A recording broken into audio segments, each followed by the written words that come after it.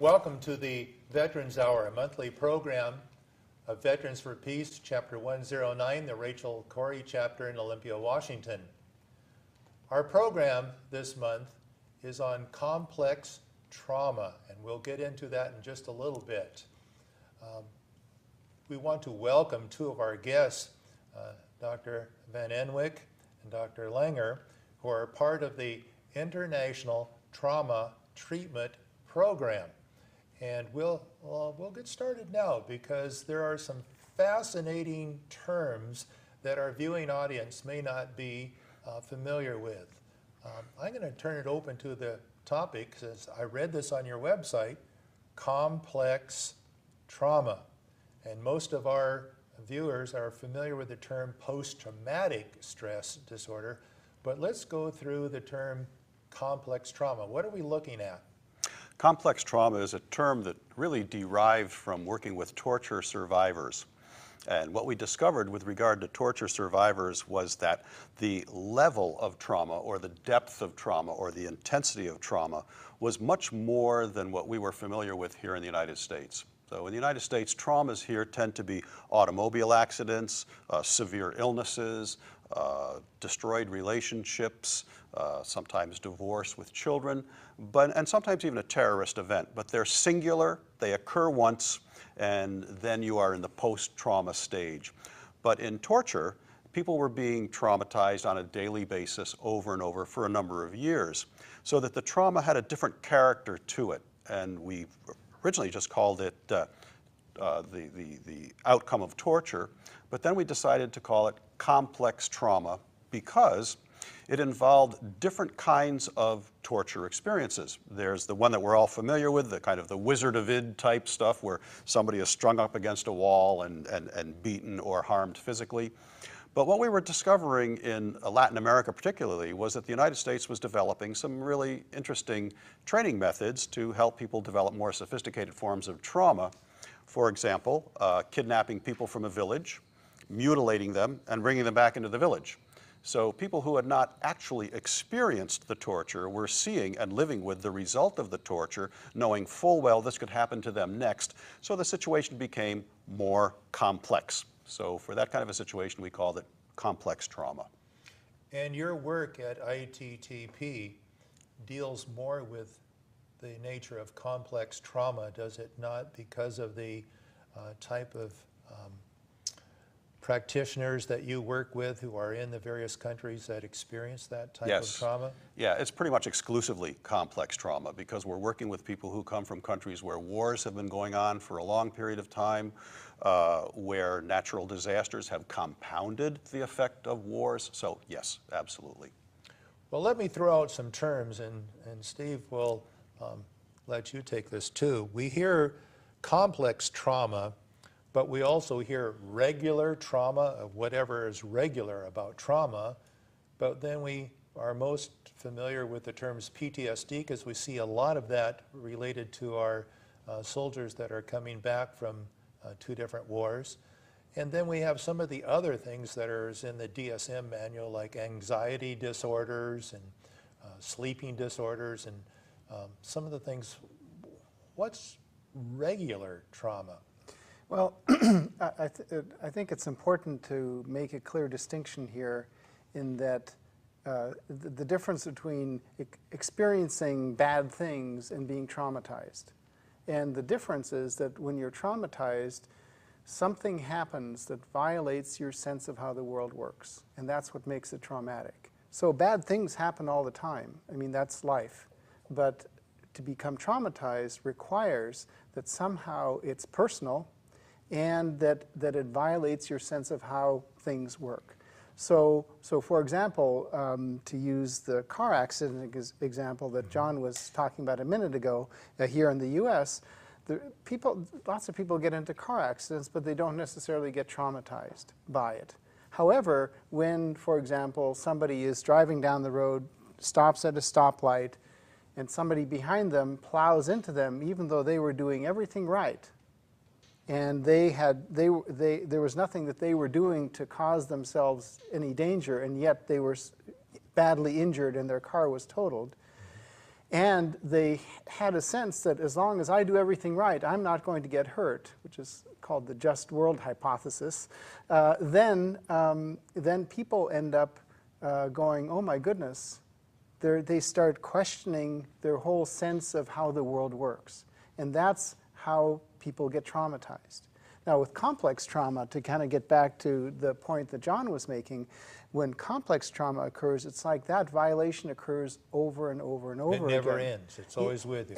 And so it's that questioning how the world works becomes pervasive, and it becomes something that is much more difficult to treat because it isn't just one event. It isn't just one or two things that happened.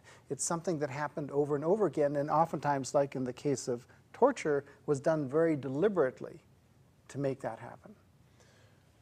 That moves us into what we call a post-traumatic stress disorder, and I don't even like those terms, but well, it makes an assumption, doesn't it? It makes the assumption that there's a trauma and then it's over. And when you're dealing with war-torn countries, or you're dealing with sort of natural disasters that happen one after the other, or a combination of the two, then what's the post? There is not necessarily a post. And in fact, I mean, one of the things that we found with the practitioners that have come here, because they realize that here it's pretty safe, they have this real reaction to all of a sudden the world being ordered and predictable in a way that it isn't in their home country. And so they're kind of getting into the, at least a moment of post until they go back to their countries. So I was wondering if maybe you could talk about that a little bit, about what happens with our practitioners and how they react to being here versus being in their own countries. Yes, that was a fascinating thing for us to discover early on in the program, because we would bring people over here and they would be tremendously grateful for what we were doing for them. And they loved being in the United States, and they could relax, they could take it easy. And after about a month, the tide would turn, and they would become very angry with every little thing that didn't go according to plan. Here in the United States? Yes, yes. In fact, one person we brought over once screamed at me that at least in his home country he knew who his enemy was. But coming here, he didn't realize that we were the enemy also. And what we realized was here was a man who had been tortured in prison for a number of years, was living under a highly repressive regime, and had never had the opportunity to really lash back at the people who were doing it to him. And he could lash back at us. And we suddenly realized, oh, this is actually quite positive. This is good. This is the first time he's had a chance to say, I don't like what's happening here. And so we've experienced that with a number of people we brought over here. Not everybody. Some people are in different circumstances. But yes, Steve is absolutely right. And one of the points he was making about the post-traumatic stress is absolutely fascinating. Because as he was saying, we can have a traumatic episode that doesn't traumatize us. But those that do attach themselves to any episode in the future that in any way resembles the original traumatic episode. So in effect, the person is being re-traumatized by reminders of the original trauma situation, even though it's not the whole trauma situation. Now, you both have said complex trauma is an ongoing thing. There's no end to it. But some of our soldiers are there for a full tour, and some go back multiple tours. Right. And so it's not just this happened one day. Right. They're living in this continual fear and things going on, the improvised explosive devices, their buddies are being killed. So this is not just a one-time thing. This is ongoing. Would that be more of a complex type of a trauma they are experiencing at the time? Yes, and this is something that Steve works with very well in his solution-focused therapy, because what happens in the complex trauma situation is the person adapts to the traumatic situation. In other words, they incorporate it into the way they see the world, the way they behave, the way they perceive. As Steve was saying, their whole philosophy of life, their basic values have now changed. And so when they're out of the trauma situation, they don't know what the world is. They don't know where they are. They've adjusted to the world that they were experiencing at the time. Yep. People do what they do for good reason. you know, I think it's important to keep in mind that we human beings are incredibly adaptive beings, and that in fact that kind of adaptation can, you know, is very useful in a war situation. For example, when you're continually having to worry about your village being attacked by one side or the other. Oftentimes you don't quite know which one, if they're your friends or not, because in theory, maybe the government is your friend, but they might rape and pillage and plunder just as much as the other side does. So the fact is that these folks adapt to that situation, and they do the best they can with that situation, but then when it stops, they're really sort of in between, and they don't quite know what to do anymore.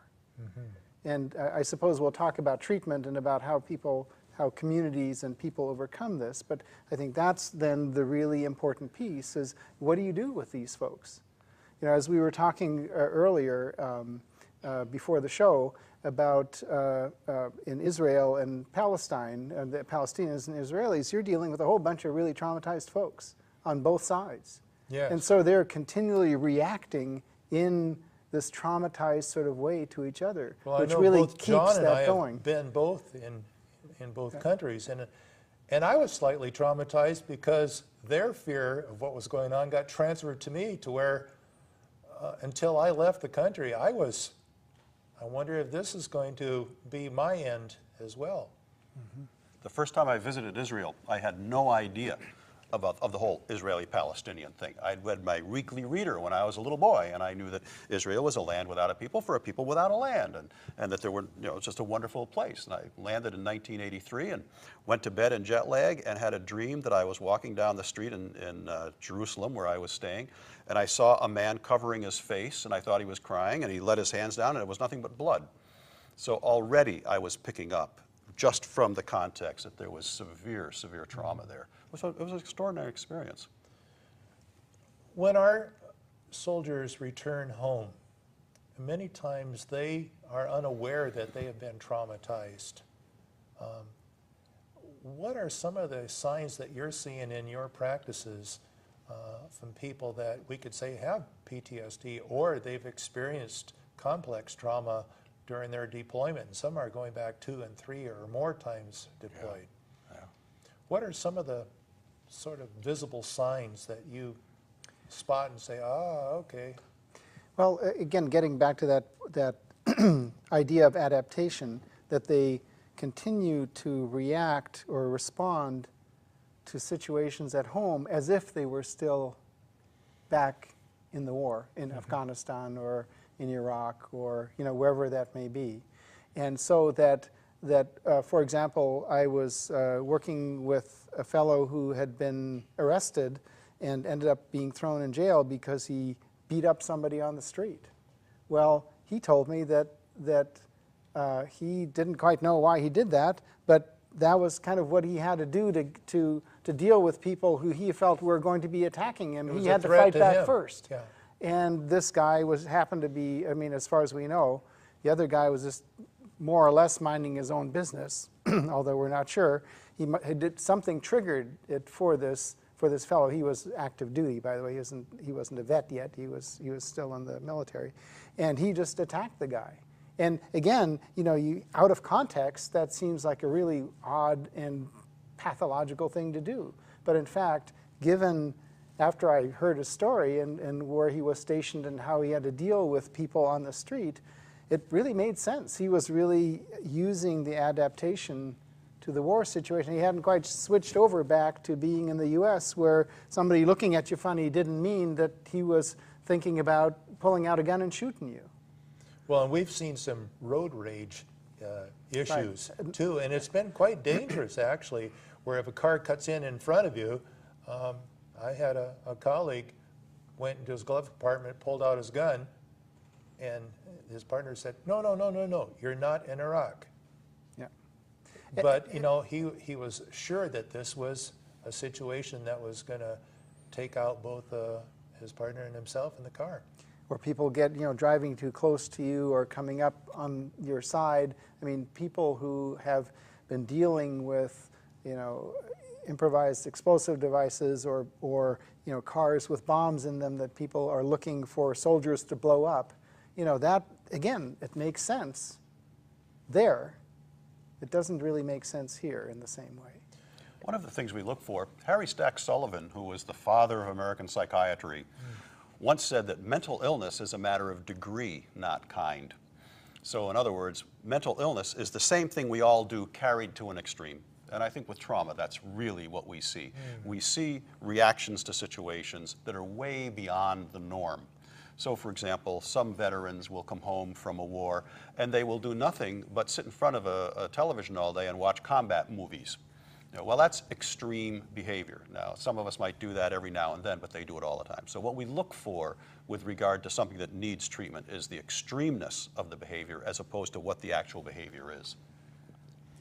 What do you see as some of the symptoms of people coming back from combat or areas that induce trauma in them? Well, the big three in trauma are hypervigilance, hyperarousal, and flashbacks. Those are the ones we really look for. And hyperarousal can either be an agitated state or a numbed out state.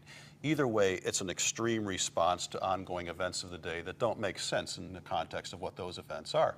Hypervigilance is once bitten, twice shy. You have a traumatic event and you're just looking all over your shoulder for the same thing to happen again, and you'll pick up any little indicator, like the example Steve was talking about, that something is going to happen like that, or even a road rage type thing, where, wait a minute, my personal space is being violated in a way that has meant to me in the past that I'm in jeopardy. I need to do something about that.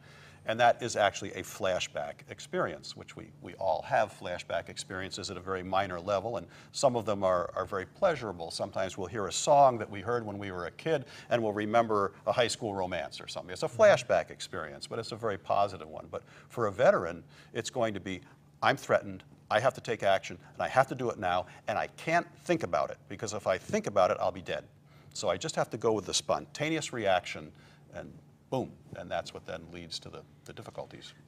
And I think it's important to keep in mind that when soldiers are in a war zone, or for that matter, civilians are in a war zone, it's about life and death. So people, their adrenaline is going, they are hyper alert. And so it's that sort of being totally aware of everything, that hypervigilance that John was talking about, that really gets people, because it's so easy to misinterpret something that happens.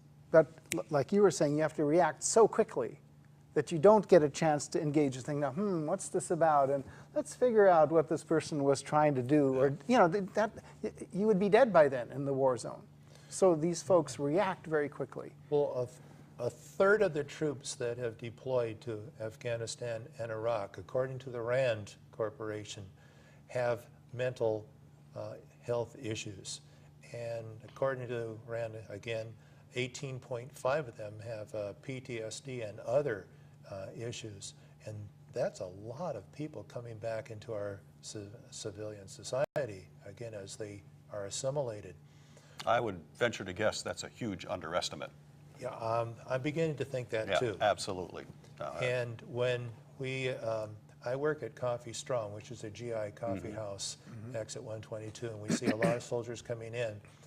And a number, I'll say, how many tours have you had? And they'll say 2, 3. And, I try to get at, basically mental health, and a lot of them will say, oh, I don't have any problems. But I notice where they're seated, and any time that the door comes open, it's like, you don't think? Yeah. Well, and I think that's really a cultural issue in the military. And the thing is that it's not okay to admit to any kind of weakness. When you're in the military, when you're carrying a gun, when you're supposed to be the powerful one, the one in charge. And of course, the thing about war is that, you're ultimately out of control. And you try to exercise the little control that you do have. And so that, again, is an adaptive response. But again, it's like you were saying, it's doing so much of it that it becomes a problem.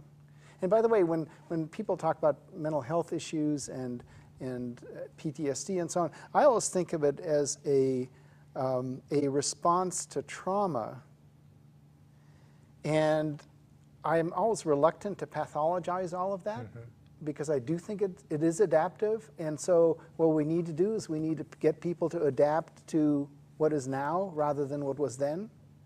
Again, if we can talk about post, if you will, the way we were talking about post-traumatic stress disorder earlier. So getting people to shift their adaptation back to living, say here, where there are very different considerations and it isn't life or death every moment, that's a difficult task. And I think that's difficult for all of us. So I'm always reluctant to sort of pick out sort of veterans or the military or other folks in the war zone as somehow being pathological. I think it's the situation that's pathological that they've adapted to rather than that they necessarily have a pathology in that sense. ITTP works with people in a variety of cultures.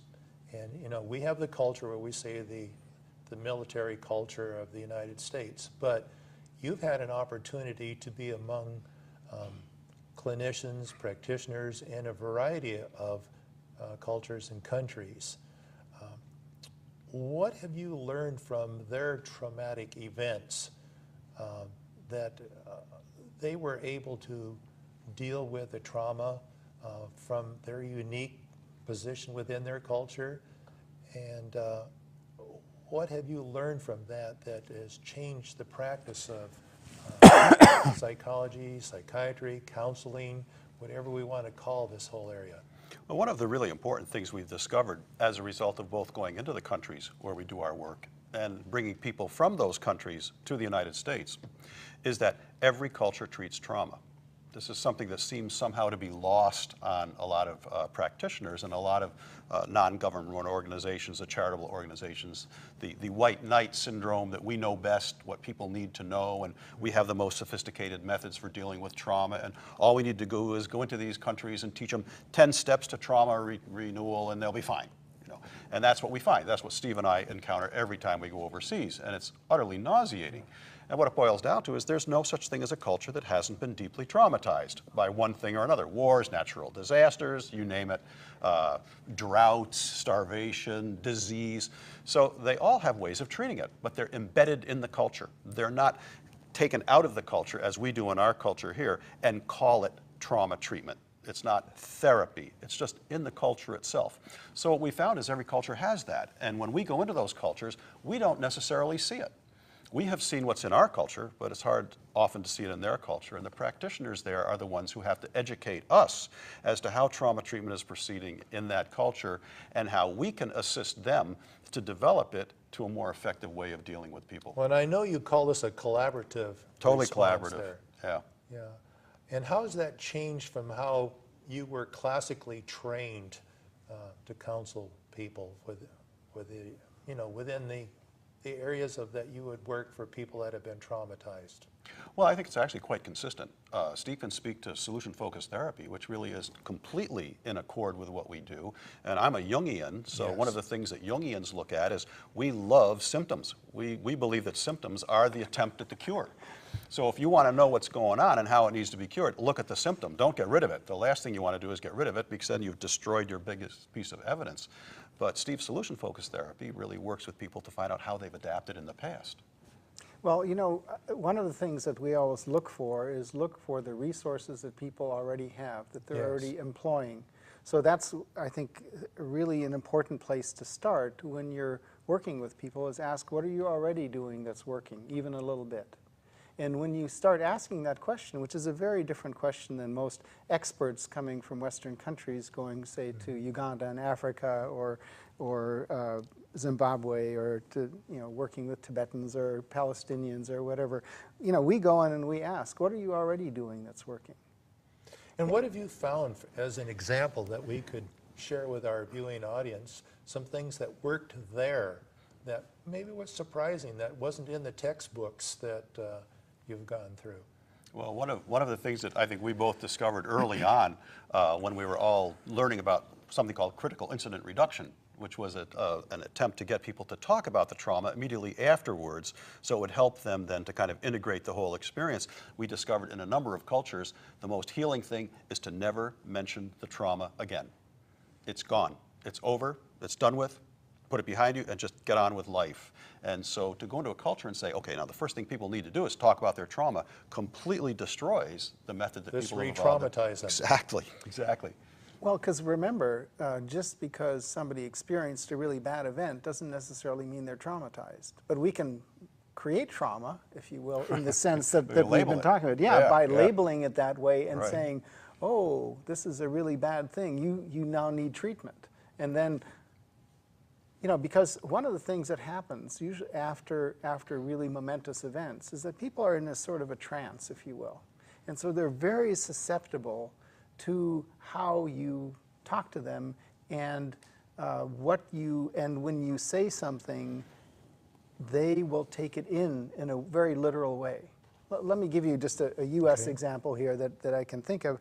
I was working with a woman who was in a very bad car accident, and the fellow who was drunk and crossed the line and hit her was killed in the accident. Luckily, she was severely injured, and her passenger was also severely injured. And one of the police officers, I think with no bad intent whatsoever, said, "Oh, you killed that guy." And sort of try to make light of it somehow. Not a good idea. But the fact is that she took that in. And she all of a sudden had this guilt that somehow she'd killed this drunk driver who had come across the lane to go head on into her car. And so how we talk to people afterwards, after a trauma, is so critical. And I think actually that's one of the things that I really love about what people in other cultures do, is that they have rituals, for example, where they deal with these things and where they have a way of simply dealing with it in a way by dancing or by having a group that gets together and does like a healing with a person, can be so powerful because it sends this message of, we care about you, you'll be all right, we're here for you, rather than you killed somebody or you did something bad or you now have a label. Yes. You know, we're watching some pretty horrendous things going on right now. We turn our TV, CNN, or wherever we're getting our news feed from. We read one of our news reporters was killed. But the majority of civilians are affected by the type of violence that they're experiencing. In your experiences with International Trauma Treatment Program, are there certain countries, particularly in those areas that are currently undergoing a great deal of strife, that they have different cultural coping mechanisms to deal with what we see as hopeless for them? Well, a couple of the things that we've experienced all over the world that are kind of similar from culture to culture are really the two biggest forms of trauma treatment in any culture, possibly excluding our own and maybe even Western Europe, are religion and the arts. And as Steve was saying, dancing, singing, that kind of a thing. And one of the things that happens in complex trauma, and sometimes this is done deliberately, is people are alienated from each other, and they're alienated from themselves. Things go on inside them that they can't understand and they can't relate to, or they're alienated from the community because they feel either they're a liability to the community or they have somehow shamed the community, but at any rate they feel alienated. And religion and the arts bring people back together in a group setting where there are rituals that always help people to understand where they're lacking, where they can do better, and that's accepted by all the people. So, for example, when we go to the Middle East, one of the big things we encounter, obviously all the time, is Islam. And Islam is a very communal religion. When we're in Sri Lanka, it's Hinduism, because we work in the Tamil area. If we're working in the Sinhalese area, then it's Buddhism, but it's Theravada Buddhism. It's a whole different type of religion. But all of these religions have become incorporated into the way people see the world. And it's very helpful to then be able to help them to see their traumatic experience whatever that may be, and you don't even have to mention the traumatic experience. You can do it through whatever's going on in their lives at the moment, that can be integrated with their religious and their artistic outlook. Well, in fact, I guess I wanted to make a point about the indigenous, if you will, trauma treatment that we don't necessarily pay attention to, but ought to. Mm-hmm.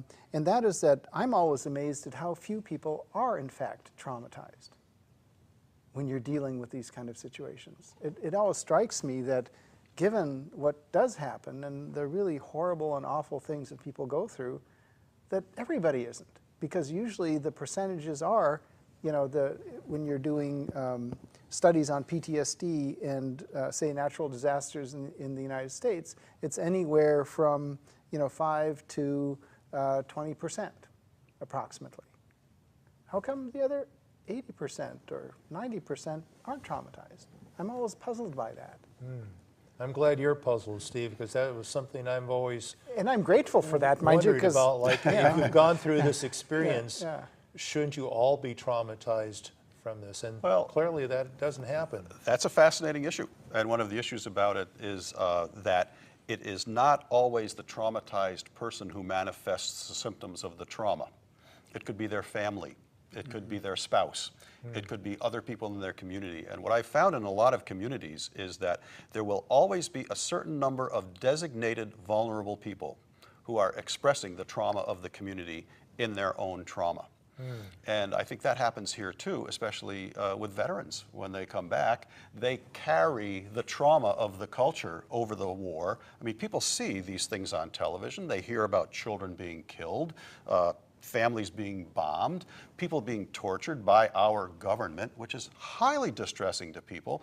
And we all kind of stiff upper lip it and kind of get on with things, but there are certain people in our culture, in every one of our communities, that we all kind of see as maybe, they're not quite as well put together as the rest of us, and they're expressing our symptoms while we're suppressing the whole thing. We learned this in psychology a long time ago when people would bring their adolescent in and say, there's something wrong with my kid. And then we'd say, let's see the family. And the family would come in and we'd start talking, and maybe the father or mother or one family member would say, this is all crazy, I'm leaving, and get up and leave. And we'd go, there's the problem. So it's a subtle type of thing. But Steve's absolutely right. The symptoms of trauma are not generally shared equally among groups that have been traumatized. Well, and I think one of the advantages that, for example, African cultures have is that they are so much more communal in nature than ours. We sort of are rugged individualists. We should solve it ourselves. And so our treatments have evolved based on that, okay, it's the individual's problem. Whereas in more communal cultures, it's really the community that takes it on and that helps heal individuals in the community. I mean, just as an example, when I was in Kampala visiting with the organization that I was working with, and I said, oh, I want to go get some gum down the street, and I was just announcing it so they would know where I was, because they sort of worried about me being okay. And so as I was walking to the gate to go outside, there were 7 people lined up, because they assumed that when I said that, that meant we were all going to go down there for me to buy some gum, because people are always together and they always kind of hang out with each other, and it's a very odd thing to be in your own room by yourself, for example. Unless you're sleeping, you're with other people. You're always hanging out with other people. Yes. You're always being with other people. You're always interacting with other people. I mean, again, as an American, it was wonderful, but after a while, I just kind of had to retreat into my room because I wasn't used to this sort of very communal experience and continuous communal experience. But I think it has such potential for healing, especially for things like trauma, that I think we miss in our culture because we don't have that sense of belonging and togetherness and defining ourselves by our connection with others versus just defining ourselves by ourselves. Your website mentioned that the practitioners have become innovators and have come up with some unique methods. Tell us about those. Well, let's see. Probably the one that I'm most familiar with would be Sri Lanka. Okay. And Sri Lanka has, one of the programs we work there, is an art program. And it's art, theater, music, drama, and it's all Tamil art, theater, music, and drama. And what the practitioners there have done is they have given the children, because it's a children's program, free rein to express whatever they want to express through the art. So one of the things we saw after the tsunami was the children got together and spontaneously decided to do a bunch of theater pieces about the tsunami. And the first one was they put the tsunami on trial, and one little girl was the judge, and one guy was the tsunami, and they banished the tsunami to the sea. Another one was two little boys being killed by the tsunami. Another one was children being abused by their uncle who had gotten money from a government organization to take care of the family after their parents had died, and he just took it all and drank. And then the last one was two NGOs, two aid organizations from overseas fighting with each other physically over who would get to give benefits to a family. And the kids were laughing uproariously through the whole thing. So they were at the same time reliving the trauma in a context of group humor and laughter and camaraderie. And it was an absolutely brilliant way that none of us would ever have thought of to actually do that kind of thing. Now we have psychodrama in the United States and all of that, but it's always organized by somebody else. It's always kind of imposed on the population. But that's one thing. Well, let me give you another example. In Uganda, there was, when I was at one of the refugee camps, a group of women who were widows had gotten together, and they and their children would get together on a regular basis. And of course, in Uganda, being a widow is a very bad thing, because the woman goes to the husband's family, and especially in the refugee camp situation where people don't have a lot of resources, those widows with their children, they say, well, you aren't part of our family any longer. And so they're kind of on their own.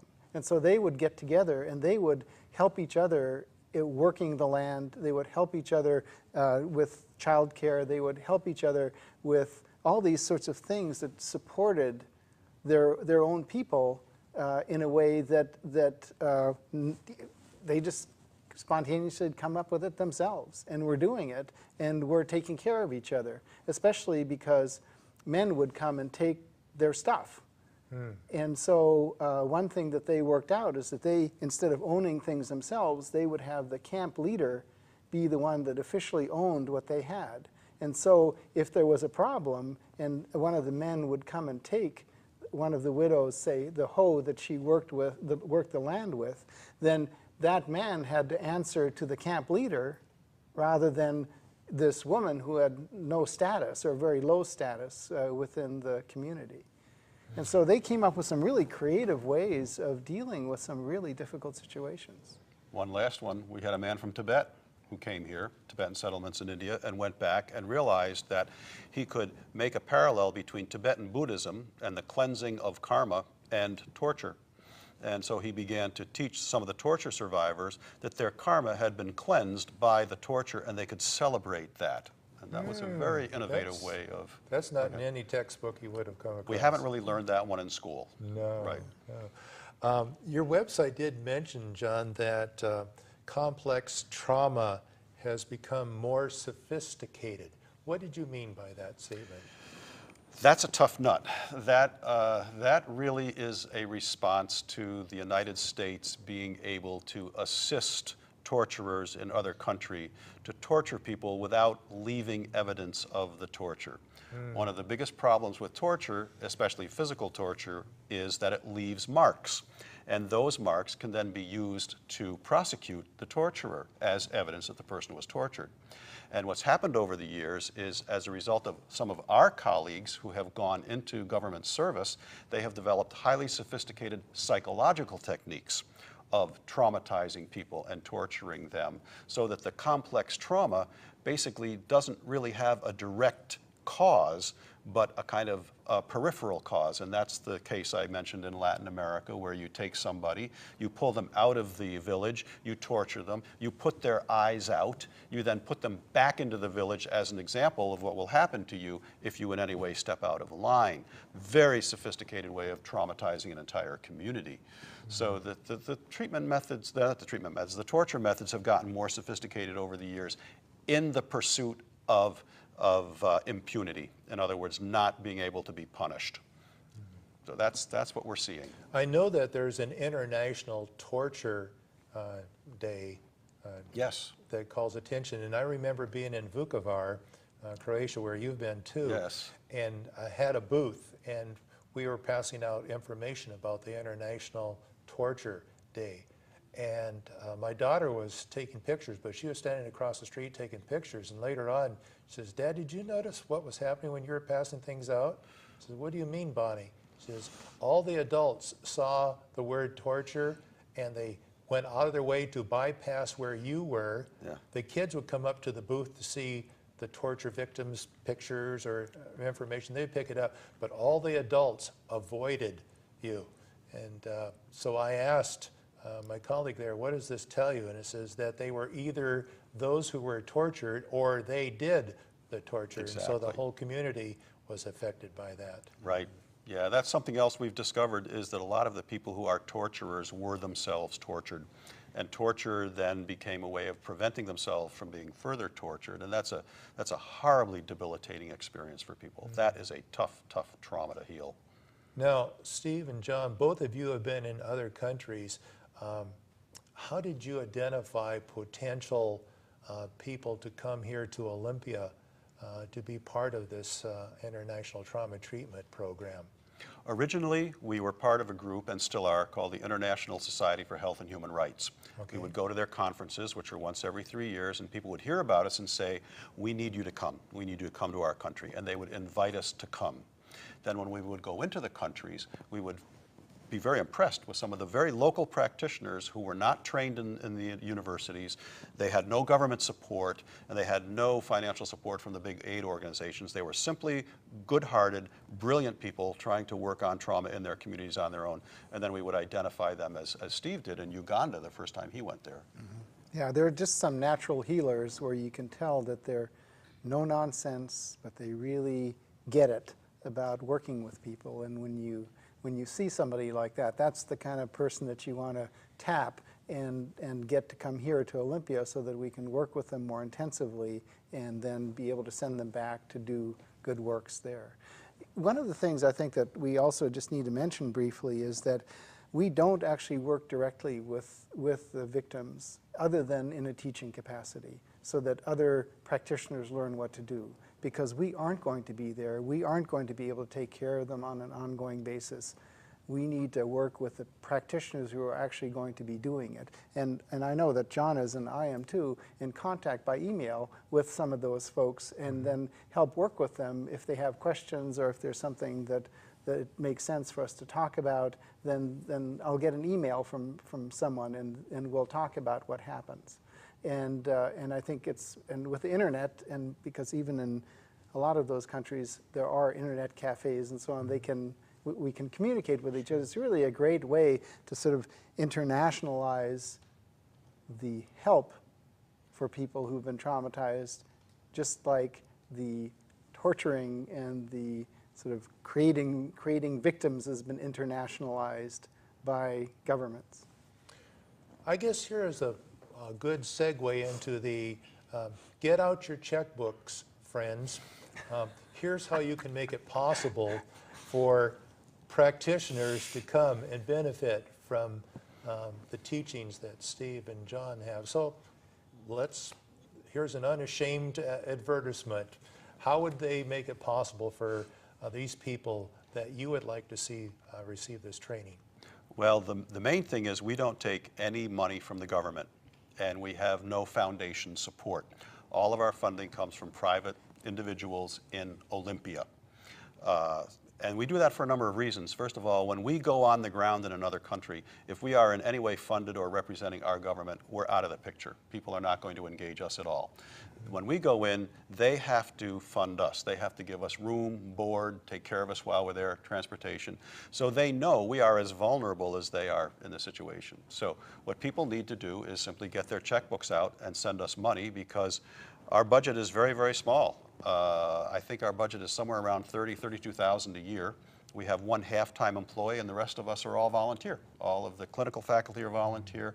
Our clinical director is a volunteer. Our accountant is a volunteer. Our board is volunteer. So it's a lot of bang for the buck. In terms of donated services, we get donated about $90,000 a year in donated services. So people get a big bang for the buck out of their checks. And please, if you can support us, if you can send us a check, the information on how to do that will be at the end of this presentation, and we would really deeply appreciate it, because we're, like all other organizations right now, vulnerable and could use more cash. And I know you have a website, which is www.ittb.org.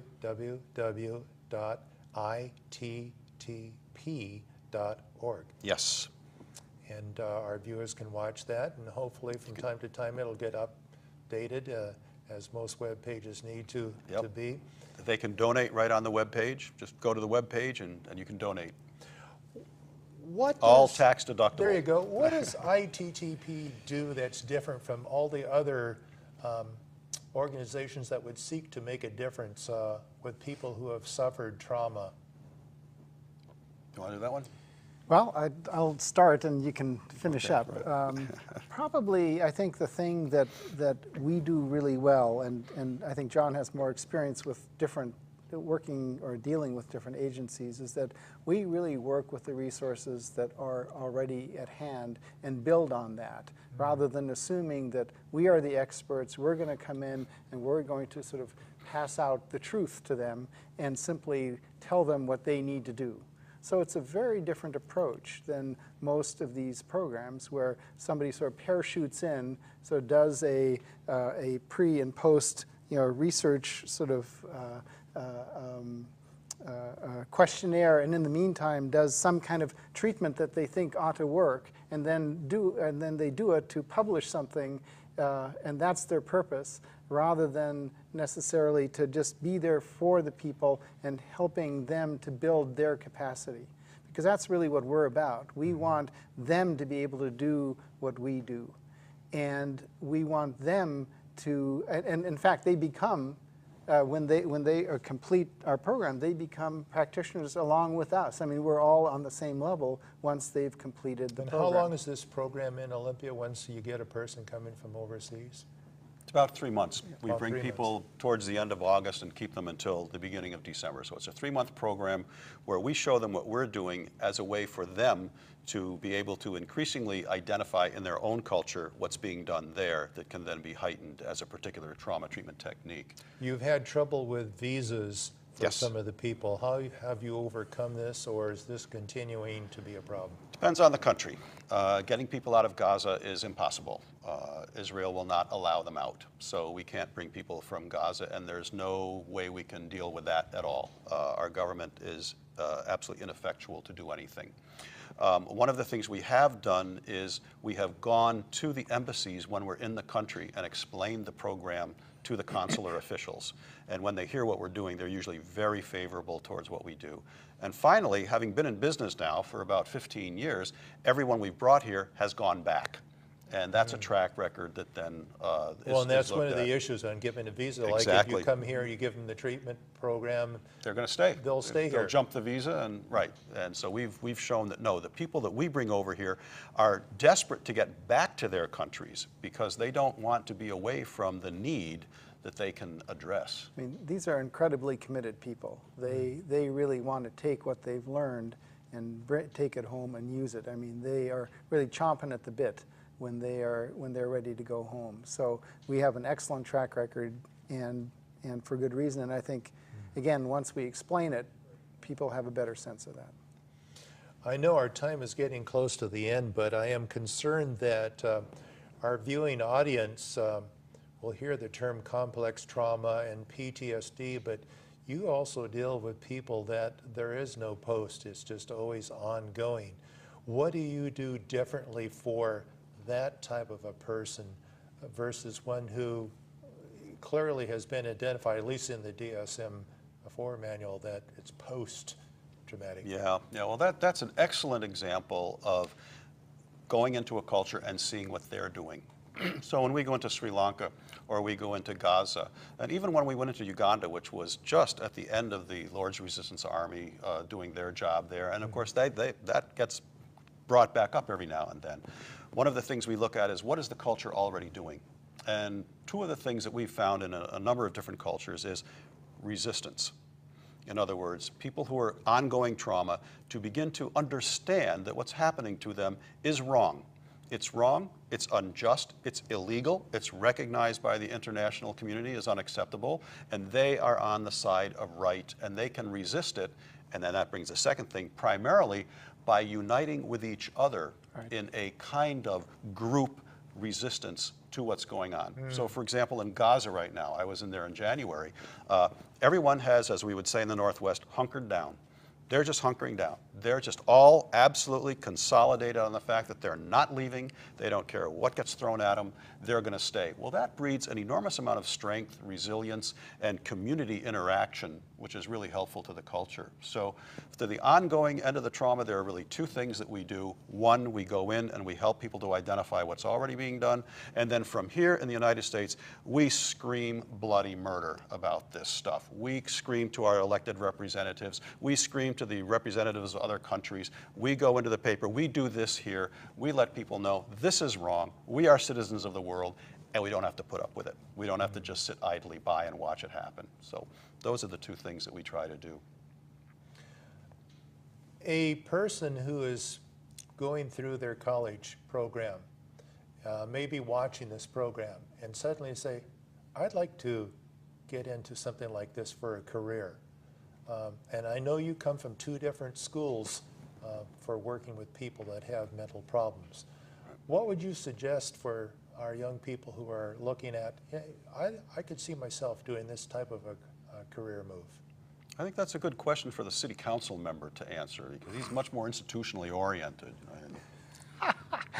Well, you know, it's clear that what people need is a good foundation of sort of understanding human nature and what it's about. And you know, whatever sort of training you originally come from isn't as important as being able to really get a sense of how people work and what are universal sort of human characteristics. And so there are a number of different programs. They unfortunately are all pretty pathology oriented. So you know, social work, psychology, psychiatry, you know, those are all programs where you have to kind of find places where they teach some of these things, because you actually have to look for them. But they're in each of the mental health professions have little corners where this kind of stuff is being taught. And so they would have to not only identify a profession, but then find a place where they can learn these sorts of things. I jokingly say that, and all of us have PhDs here, which, you know, I jokingly say it's piled high and deep. But you don't have to have a PhD to get into this field initially. What options do you have? You don't have to have a PhD to get into the field, but you have to have a PhD mentality. In our culture, a bachelor's degree is where you learn about all the various things you can study. Master's degree, you learn how to use the tools in one of those fields. PhD, you learn how to create the tools. And one of the things that ITTB does more than anything else is we create the tools.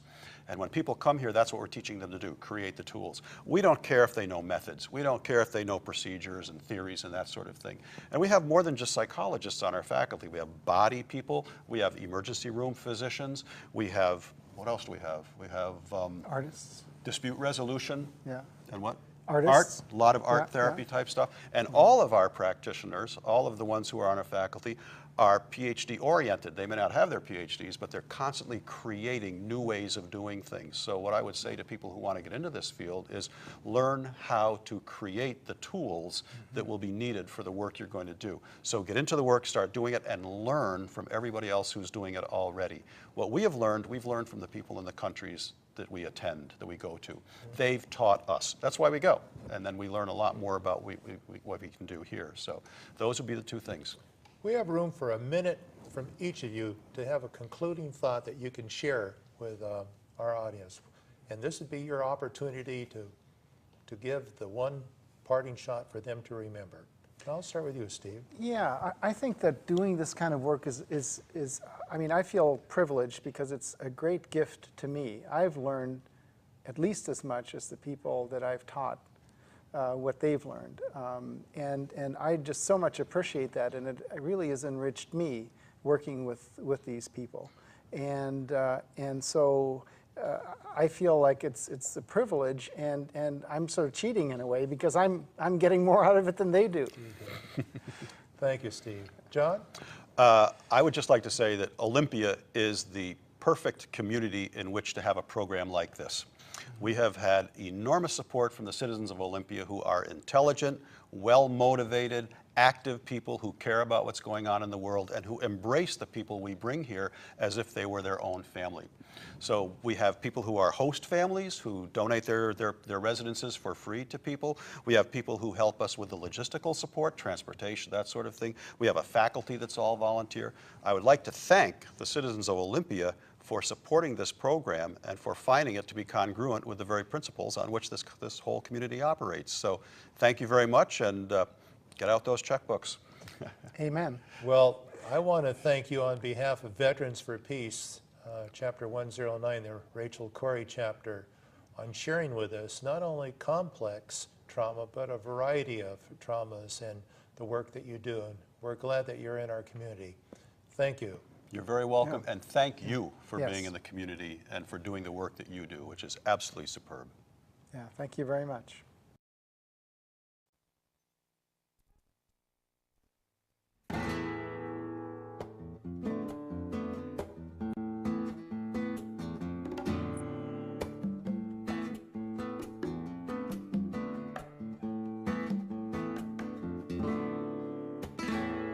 Soldiers, speak out. We can tell the truth of what we've seen. We are not liars. Soldiers, speak out. We have a duty to all children and to their